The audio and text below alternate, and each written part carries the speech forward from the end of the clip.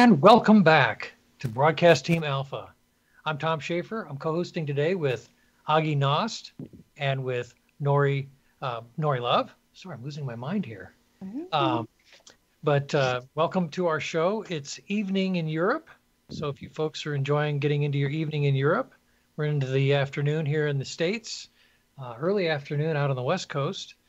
And today we're going to be continuing our series on Brave New World, on reaching for utopia. And we don't want it to become Brave New World. Last week we talked about some of the definitions and concepts behind what a utopian future looks like. This week we want to talk about maybe not becoming Brave New World. What does a utopian world really look like? So one of the aspects we were talking about a little bit before the show was, what does a utopian world look like as far as money goes? What does that look like? Oh, and before I forget, I want to plug October 28th. We are having our Spookathon, and that will be from 1 to 3 p.m. Eastern. We've got two special guests coming in for that. Robert Vanderbroek is going to be there live doing readings, and also we have Chip Reichenthal will be doing tarot readings. So lest I forget, that's something you don't want to miss. 1 to 3 p.m., so it'll be a different show time for us. It'll be a couple hours earlier than what we normally broadcast at. So don't want to miss that. So back to the topic at hand. What do you think, Agi? Boy, it's such a deep subject. And I don't think really people even think about the utopian concept anything, because it is so far away from their consciousness. We have always been told it's impossible. We got to have money to survive. We got to work to survive. And yeah, that is true. Money actually seems to kind of run our lives. But there are societies, and there have been societies who operated and still do operate without money. And then again, why would they even want to do that? Well, think of it this way. If you remove money from the equation, almost overnight, stress will disappear.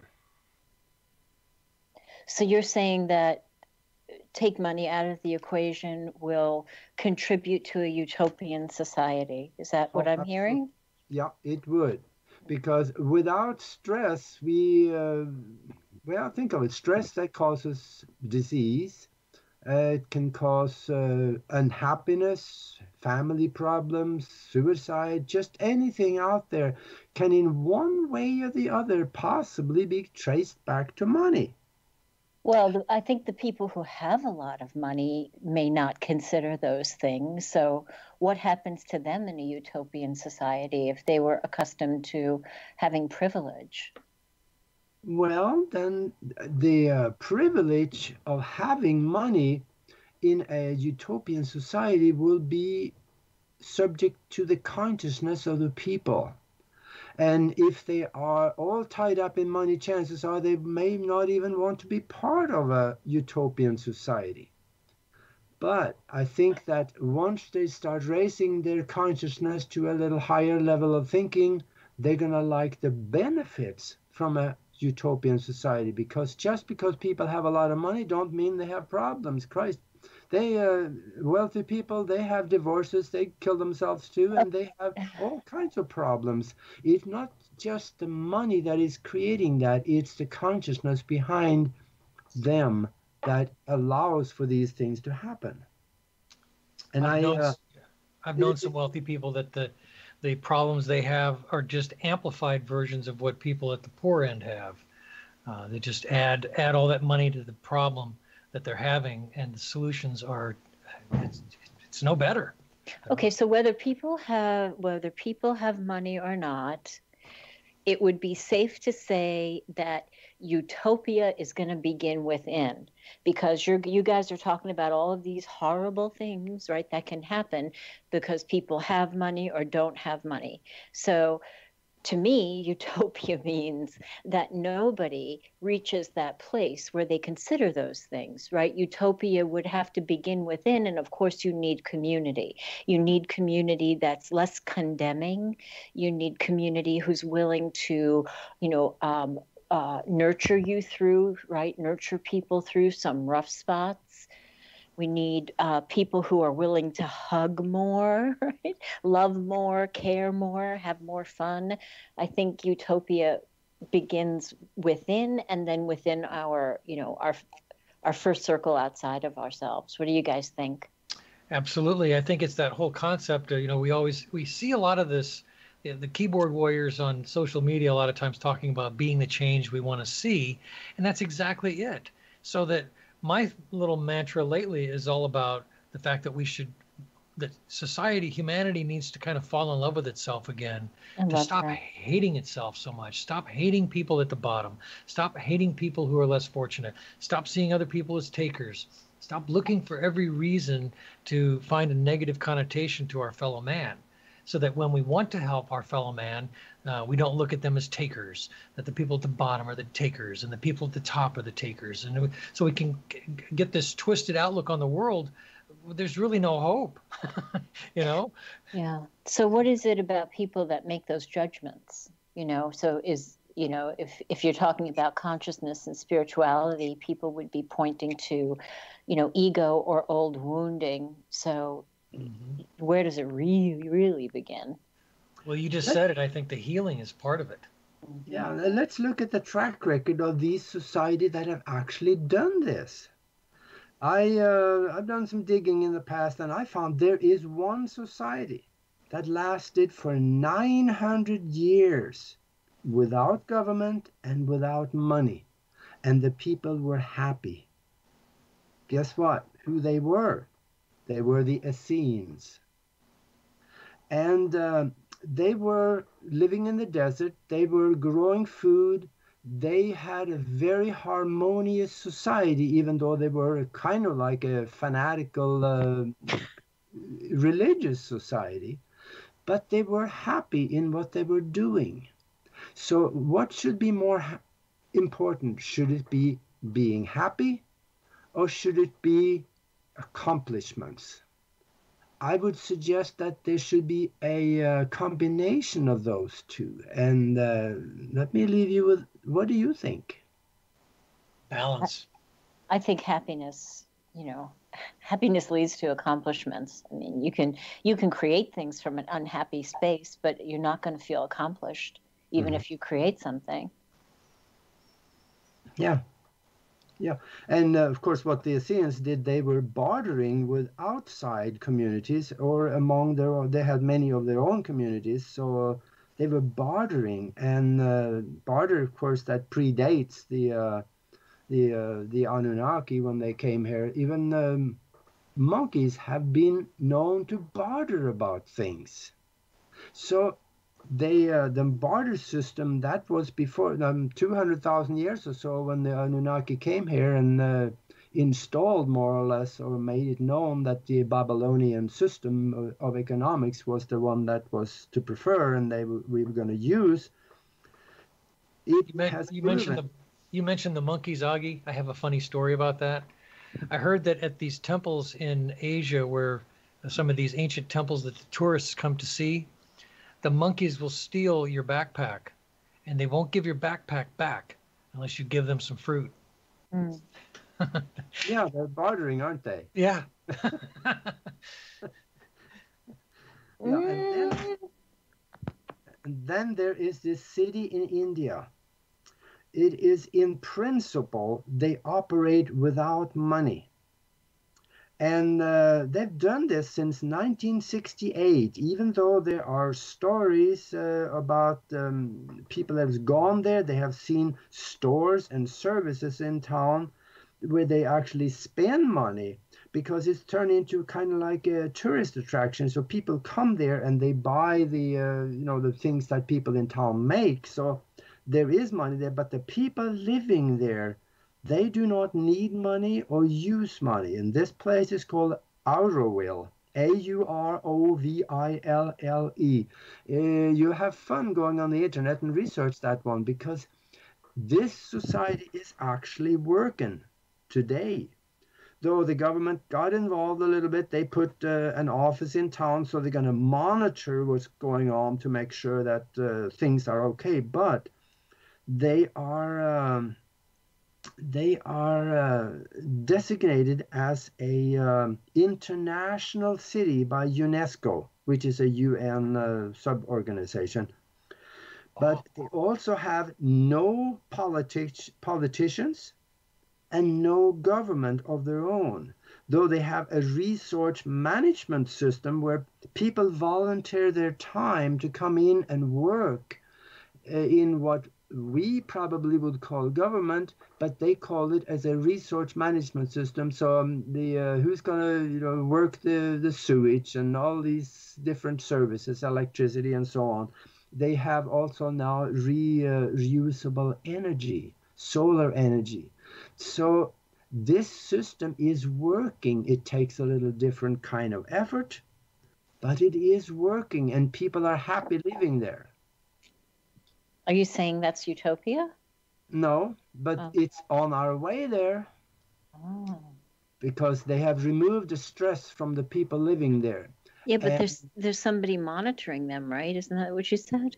Yeah, the government set up an office there to more or less monitor what's going on, so that they see that it's not going to collapse, or they step in if they need to. But there's just one or two people in that office just sit there and do nothing, so I don't really worry so much about them.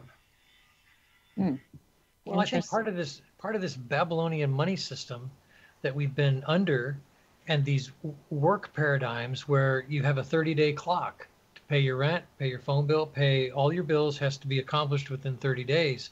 And if you can't meet those deadlines, you fall off the tracks. So it puts people under an incredible amount of pressure. I can see that stress. I've lived through that, and I think we can all agree that that is incredibly stressful, trying to meet those deadlines. There are people talking about now, the rumblings are out there. You can search for basic income. There is a thought that by providing a basic income to people, that they don't have to make poor choices just to survive. That if they know they can at least meet their basic obligations of rent and utilities, that they don't have to make bad choices to do criminal behavior just to make ends meet. Like a young mother with a couple of kids that doesn't have to go into prostitution. She's got her basic needs met. She can, get her food and her utilities and her rent paid at a basic level. And these basic income programs are not talking about it making everyone a millionaire, but it's talking about a basic safety net that you don't fall through. I think there's some merit to that. What do you guys think? Well, I totally agree. When it comes to this basic income, I suppose that would replace the assistance that government give to people in form of welfare and different things. So they just more or less, for that part of it, they're just calling it a different thing, giving it a different name. And then for the people that cannot work, let's say that you're disabled or something, then they are taken care of. And the people that is part of this basic income, they will also need to work somewhere to benefit society. So if it this is the difference, though. For it. This is the difference, Augie. It's not means tested. They're talking about these programs. They're not means tested. That means you're basically pushing money into the economy to every person in that society. You're pushing the money down through at a base level.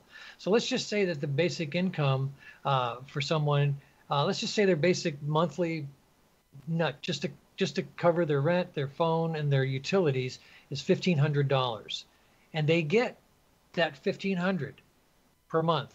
They're not getting rich. The money's going right back into the local economy, immediately to the landlord or the apartment complex they live in. It's immediately going back into the utilities, and that person has, in effect, contributed back to society by being there. So they're not being means tested on these programs. And this kind of gets back to what we talked about earlier about a utopian world that isn't means tested, which kind of gets back to kind of medieval concepts that kind of go into our current culture, about a man's got to work or he doesn't eat. Well, not everybody can work. And we also live in highly deindustrialized economies now where the jobs don't pay what they did when I was a kid. It was, when I was a kid coming up, it was dad was the guy that went to work and mom stayed home and raised the kids. And then it evolved during the 70s where people became two-income families. And now you have people that are working 3 and 4 jobs just to make ends meet, and they're really not making a lot. So I think that there's some merit to not throwing out these ideas, but maybe looking at them with a little bit more seriousness. Let's think of a basic income. If everybody was on the basic income, nobody would technically need to work. Who's going to drive the garbage truck? Well, from what I've read in these programs, it's a basic. So it's not like I said, somebody's not going to be able to do a lot other than meet their base bottom. Mm-hmm. And then if you want to get a better job and you want to pursue a career and make more money and do more, well, then you can. And I think there's always going to be a need for, like you alluded to earlier, resource management, city waste, cleaning the streets, being functional in society. But for example, let's take my classic example of the young mother with 2 kids. There are a lot of fatherless households out there, young mothers having to work, throw their kids into daycare, and let these non-family mothers manage their kids. The child is not being raised by their own mother. So think about it. You flip the coin. Now this mother's at home. Her basic needs are met. She can raise those kids and be there for them. It changes a lot. The more you get into this, the initial idea that people have, like, oh, you're just giving to these takers. They're just a bunch of takers. And again, kind of from my perspective, it's all about changing our perspective towards our own human race. That this idea that people at the bottom are a nuisance to society, they're just vermin. Well, changing our perspective and taking a lot of this built-in anger towards people in our society, that says that people that need help are somehow a burden. Oh my God, we actually have to pay for them. We got to carry their weight.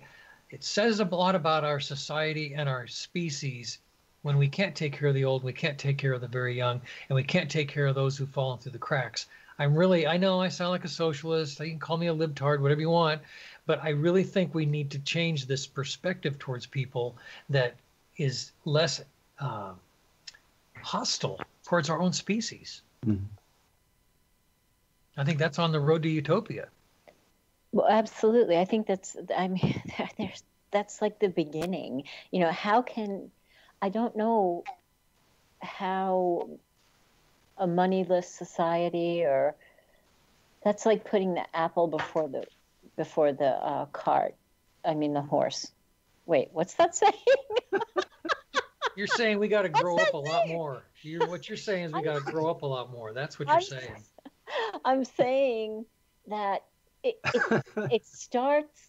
What is it? I have dealt with horses, and backing up a horse is not easy. I wish I could remember that. You guys have to figure out that saying for me. What I'm trying to say is it starts on a spiritual level. It's going to have to start on a consciousness level, right? I mean, you can give people basic money, and have the guy who likes cleaning the streets to clean the streets. That's all great and fine. But if we don't shift, like if we don't fall in love with each other, if we don't have that sense of caring and community and opening our heart to other people, if we don't remove the ego that judges, top of the pile, bottom of the pile, right, givers, takers, there has to be some sort of a harmonic balance, a vibrational balance before all of these great utopian things can work. Absolutely. But think about it again, back to my mother with the little mother with the 2 kids, that she's finally able to raise them at home. She's able to meet her basic obligations. So they've got their food, clothing, and shelter met. And now these kids are in a little bit happier environment at home with their mom. We've decided also that we're going to put more money into our schools and stop denigrating our schools as, the state-run schools that are feeding our kids full of all kinds of.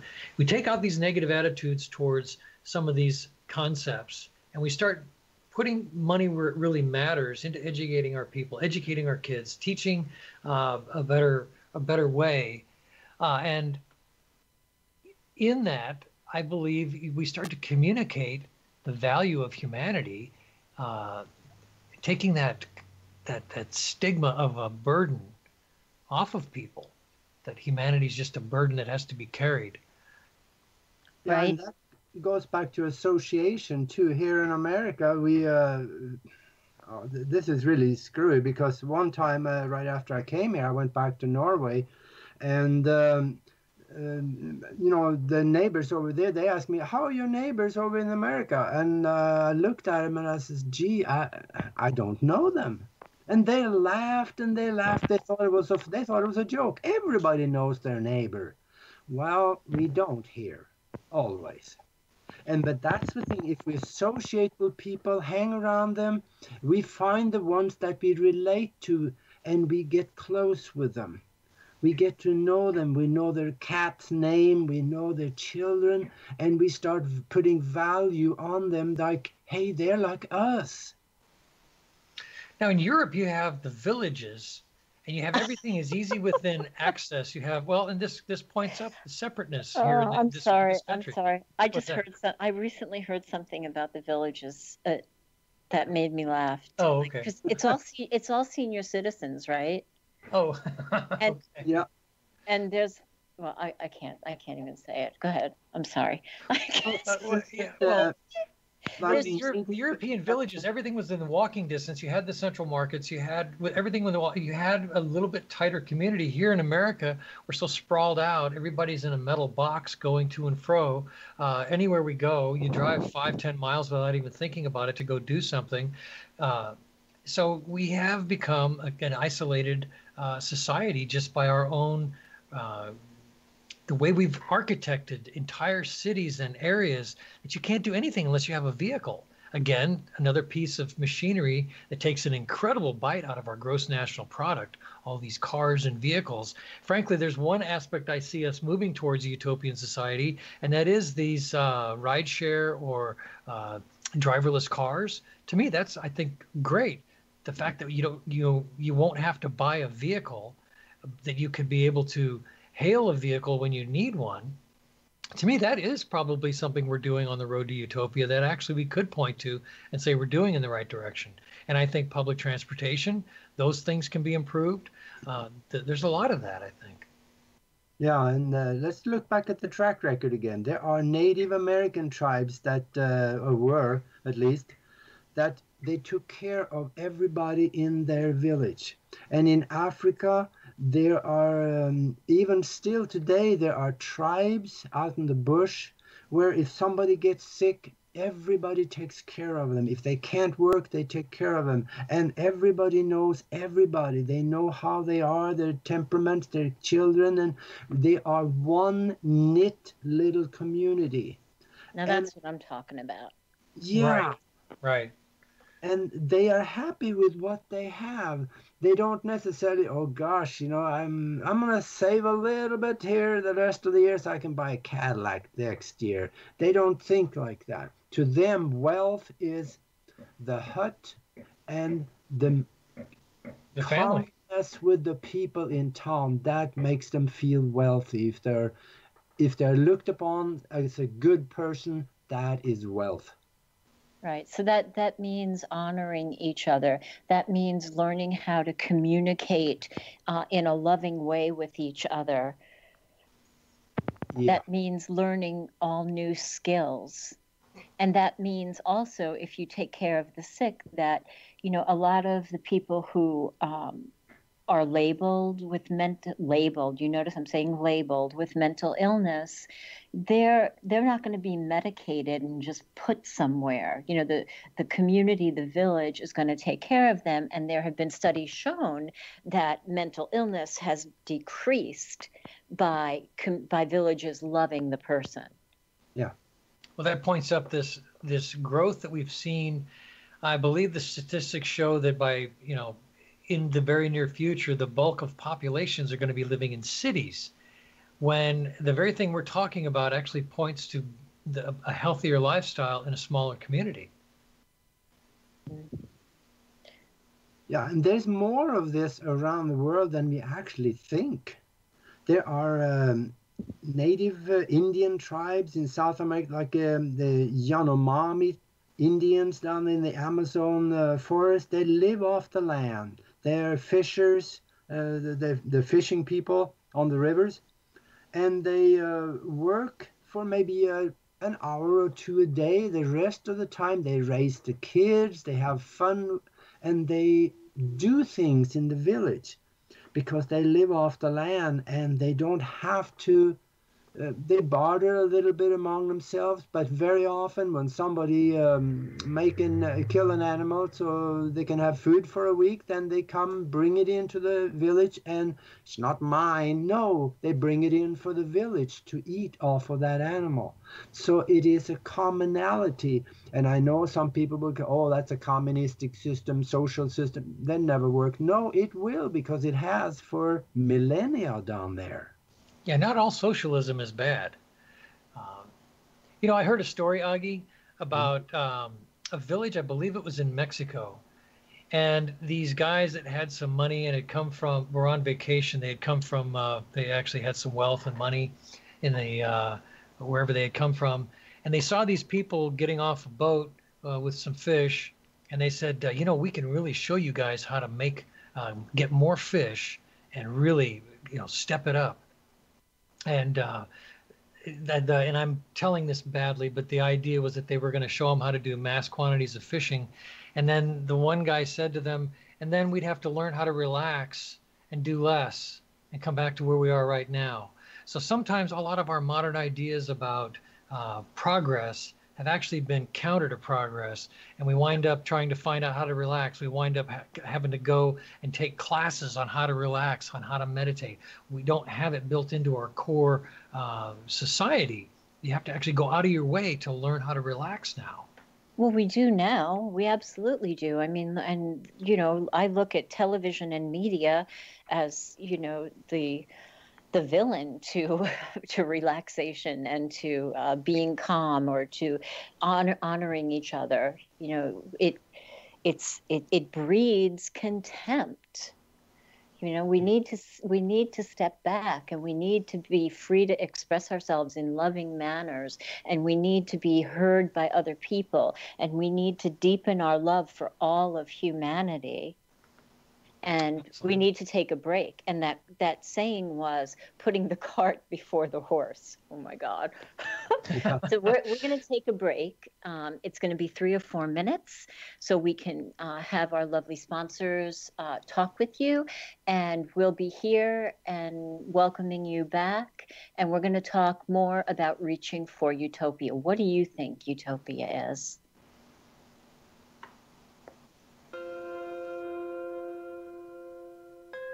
There are days that the red pill is bitter in my stomach, but I can't get it back out. I think because I have to. I speak because I have no choice. I walk through this dark age we're in with open eyes. Listen to Open Eyes on latenightinthemidlands.com. And together, maybe we won't stumble and fall.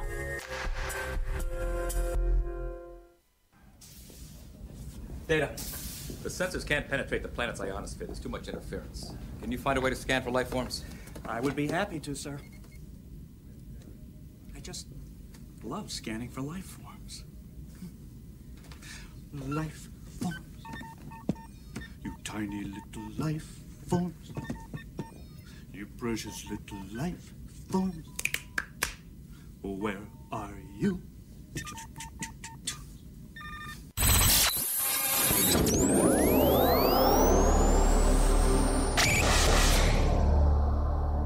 Even the ETs know this is the place to be.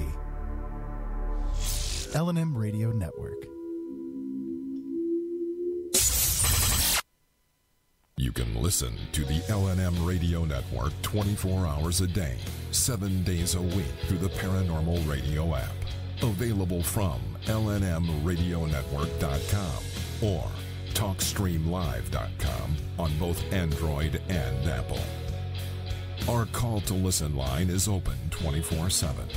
Dial 701-719-9704 so you can listen on the go. Ever wanted to be sure your robot slave was behaving?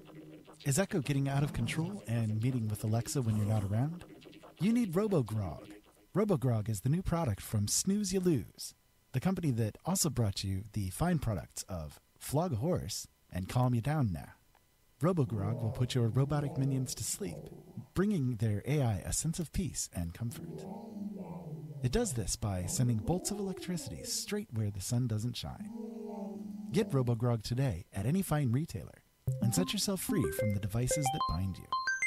You can't just throw someone into prison and silence their warning because you don't agree with them. You don't have to like my methods or what I stand for. Silencing me won't make the problem go away. It will just whittle away at the ability of people to be ready for the real threats. And when the worst happens, and it will, maybe you can take comfort in protecting the people from a dangerous radical who wanted to tell them the truth.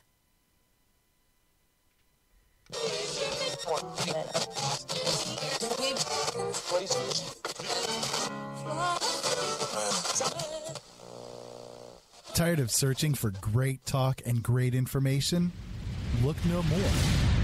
L&M Radio Network, 24 hours a day, 7 days a week. Back home, there's a growing pro-Earth movement. Rumors of hate groups targeting aliens. And on all sides, the fanatics think that society has to be protected against anyone who's different.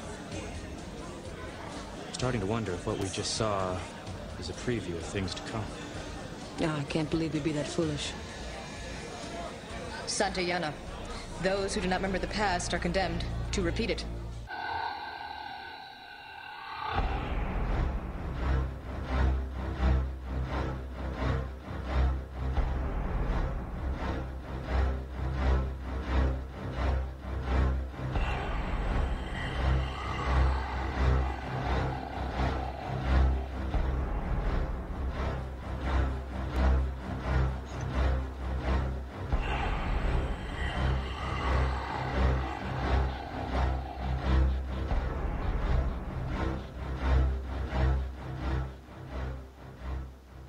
And welcome back, everybody, to the Sunday Show with Broadcast Team Alpha.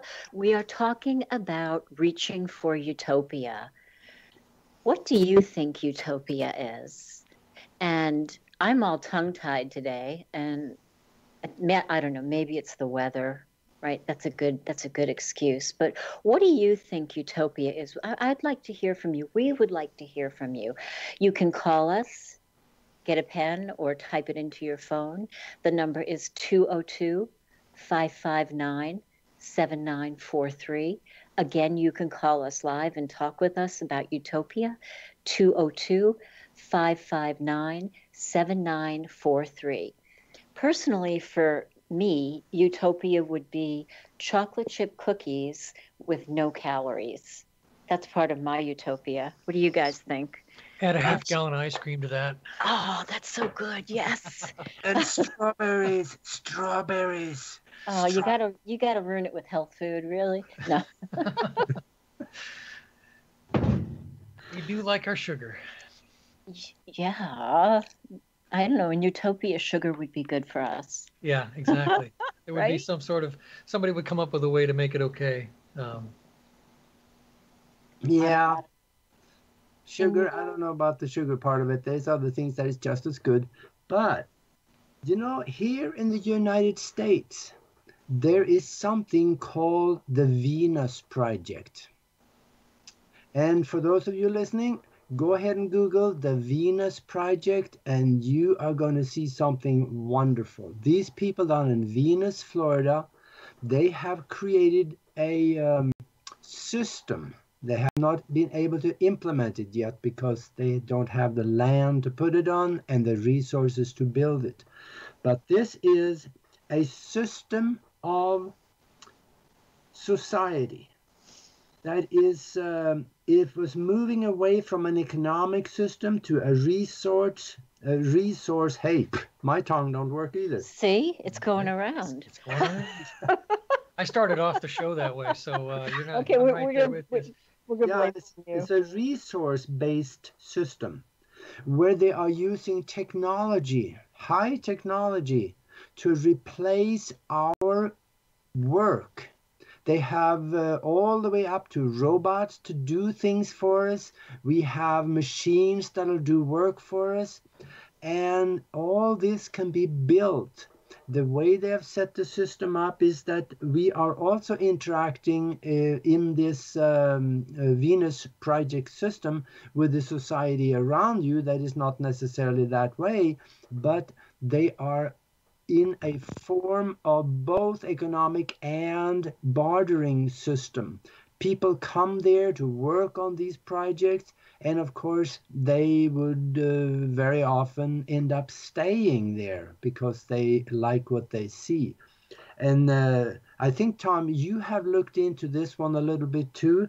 You may have some insights on this because you live down in Florida, probably not too far away from there.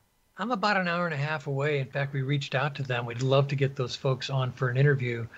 You know, somebody was talking to me about this at one point, about this kind of society, and this was a while back. And they said, well, okay, so you have this society where everybody's living and your needs are all met. What about fun things? Like, well, what about restaurants? What would restaurants look like in that kind of a world, in your utopian society? Who's going to do that? Who's going to be slaving at the restaurant like they do now? But it's, and I said, I'm sorry, go ahead. Yeah, I said it was very simple. You're gonna donate a couple of days before you go to your restaurant. You're gonna go sign up. You're gonna wash dishes a couple of days, or maybe you're gonna be one of the chefs for a couple of days. You're gonna trade your time and your effort in that restaurant before you go eat there. And then when you sit down at that table, you've already earned your place for that moment. So this was something that was kind of tossed around. I don't know. Maybe that's something for the future to think about. I mean, that's good. That's good. But in my vision of utopia, people who love to cook, right, and people who love to do dishes. There are people who love to organize things. People who love to wait tables. That's who's going to be in the restaurants. In my utopia, everybody gets to do what they love and share. Yeah. Service to others, it's going to be to me, you and I think we agree, we all three of us agree that it's going to be a service to others world where we were talking before the show. It's going to be fun to teach. It's going to be fun to be a teacher. I think teachers are going to be at the top of the chain instead of at the bottom. I think the old people are going to be revered for their knowledge and experience. And young people are going to see them not as a burden to society, but as revered, like you would see in some of the older, as Augie mentioned earlier, like the Indian tribes. The old people are revered. And I think those are visions of utopia for me. Mm-hmm. And another thing, too, is that it's not going to be just dishwashers and cooks that goes to these restaurants. Everybody will go there because of an inter-societal bartering system, so that everything is taken care of. There's farms involved that is making the food that goes to the restaurant, and the people in the restaurant, they're just managing the distribution of it to the people that come there. And the people that come there, they are trading their services and their work or whatever they do somewhere else. I've never really mentioned this on the air before, but I used to own a bartering company up in Minneapolis, 30 years ago.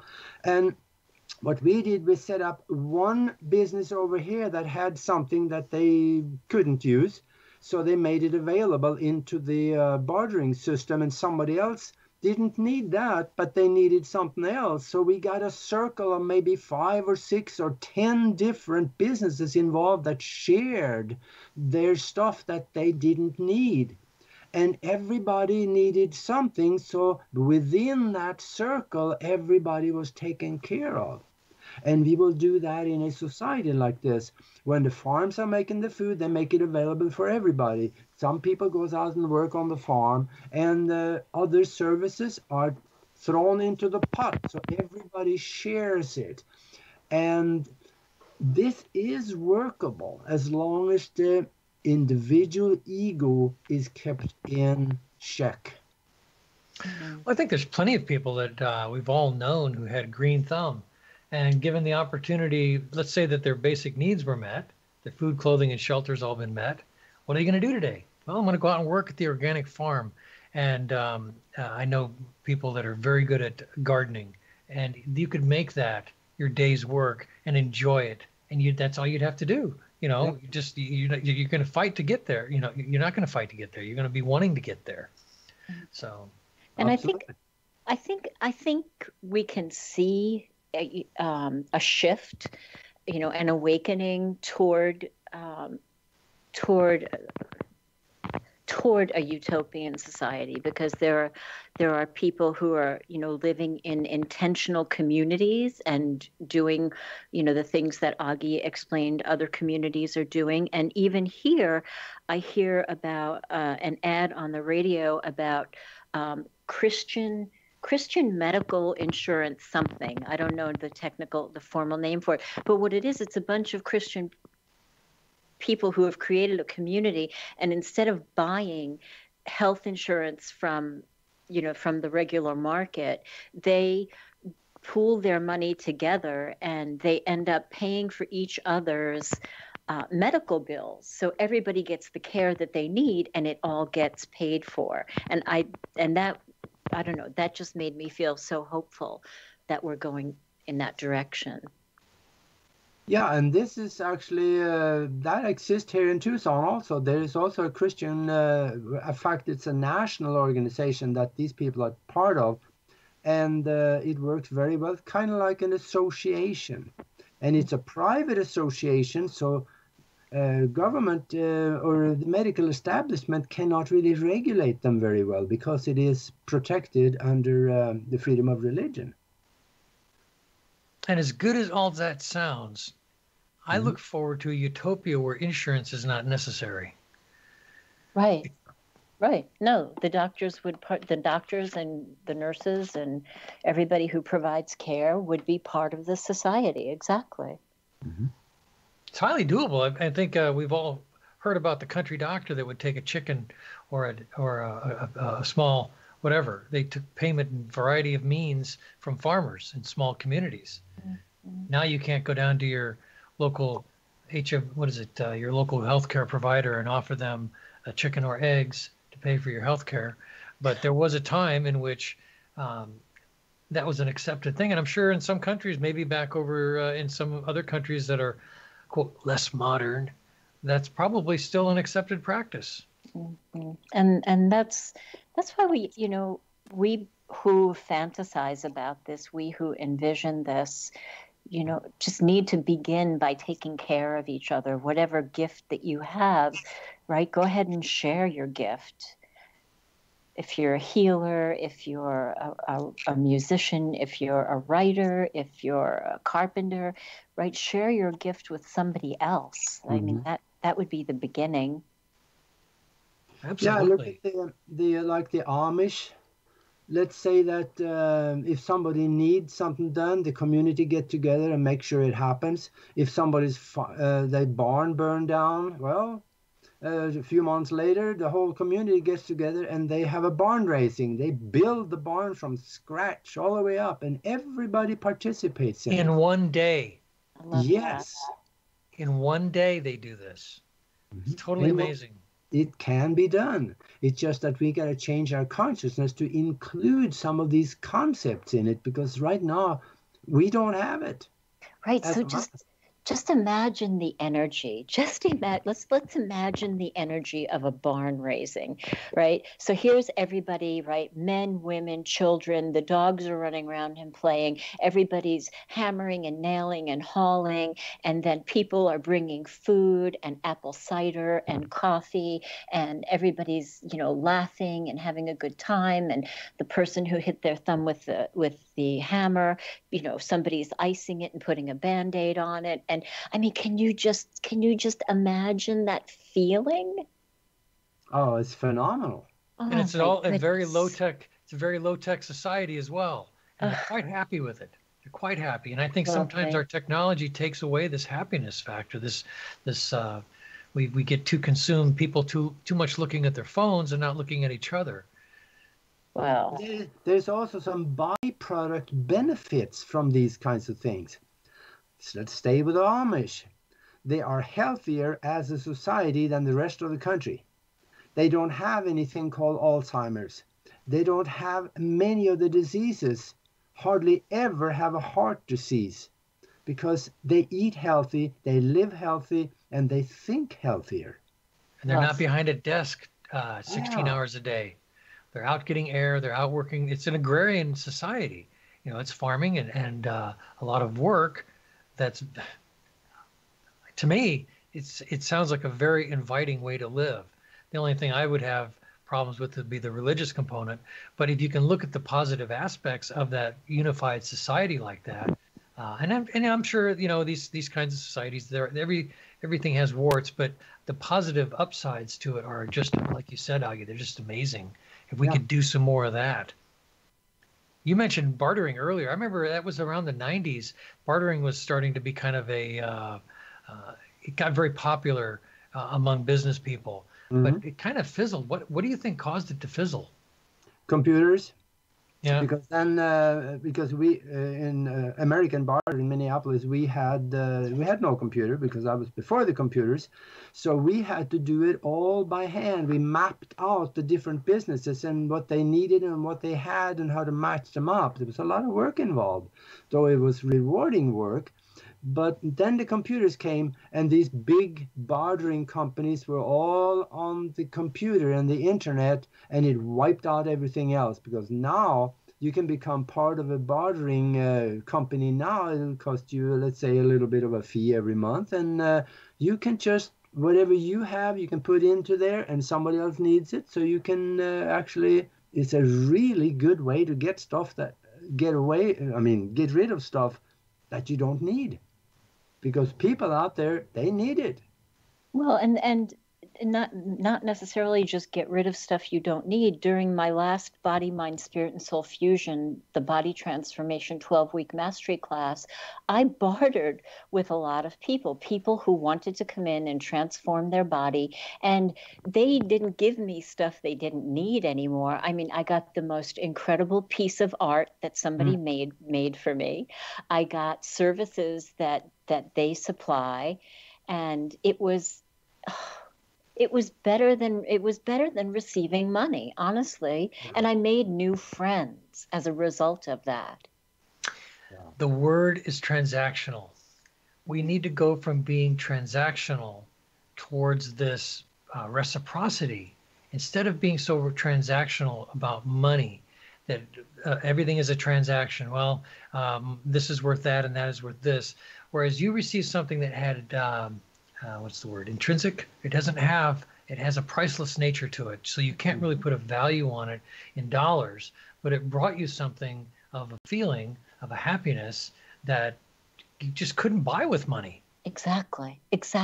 Every day I walk in and I look at this picture that Betty made me, and of course it's cardinals that she painted, and I love birds, and it's right where I walk into my threshold into my house, and it brings me joy every time I look at it. And you know, had I been all caught up in the transaction and PayPal and money, you know, I would have withheld that from myself. I think in a utopian society, I think art and music and these kinds of things are going to be, again, like some of the other things that have fallen to the bottom. I think those things will take a higher place. The appreciation of art and music will come back into a society. I really think it has immeasurable effects. We can much more easily participate in this concept that says that find something you love to do and you will never work a day in your life. Absolutely. Mm-hmm.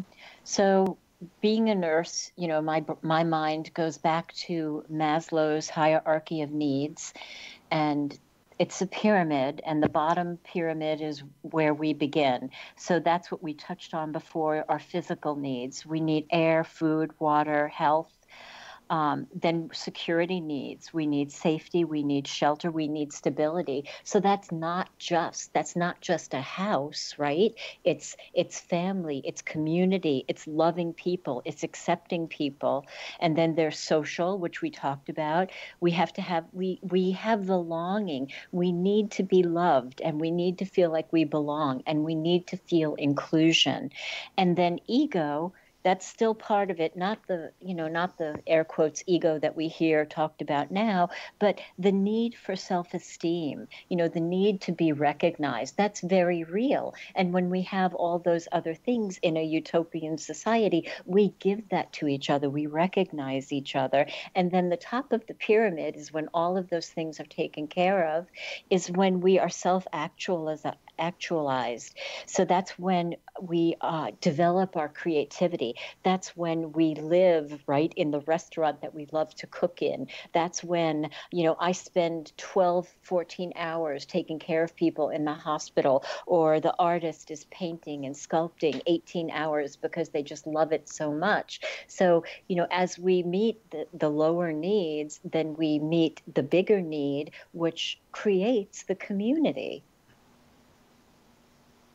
Absolutely. And there's what you also mentioned, we need a house to live in. Well, there's a difference between a house and a home. A house is just a house, but when you have a harmonious family or people in it, then it becomes a home. Right. Very true. Very true.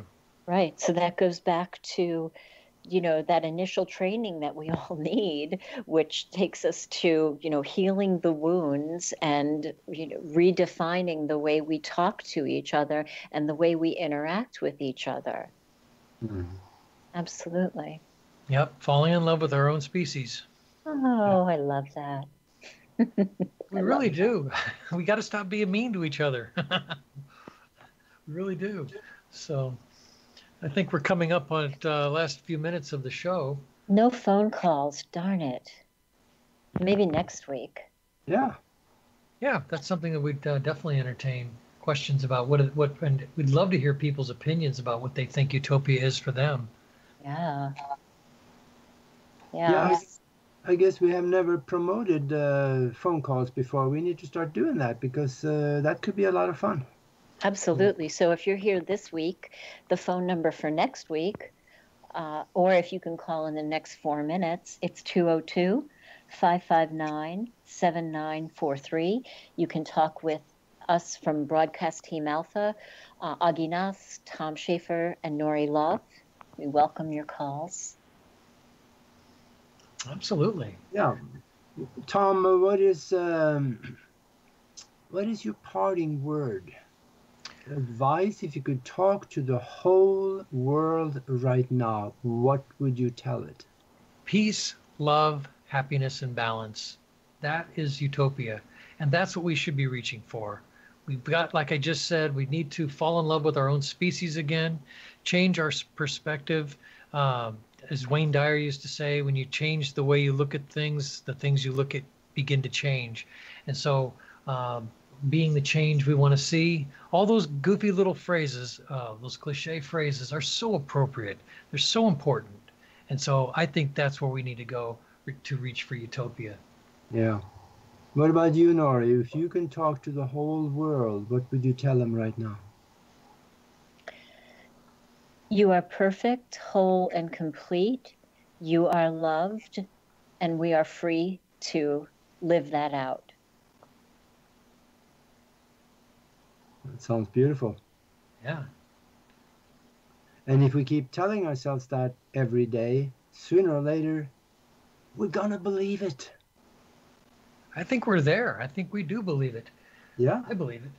I think we're learning that less is more. We're on a road, and I think a utopian world too is less about materialism. It's more about these intangibles that you can't really bottle up and package and advertise. It's about more hugs. Mm-hmm. More hugs, more eye contact, more talking, listening, all of that stuff. Absolutely. Turn your phone off.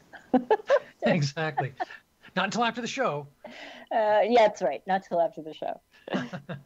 So I think we've finally reached the end, haven't we? Yes, we have. Thank you all for listening in, and Thank you. join us again next week for another adventure with Broadcast Team Alpha.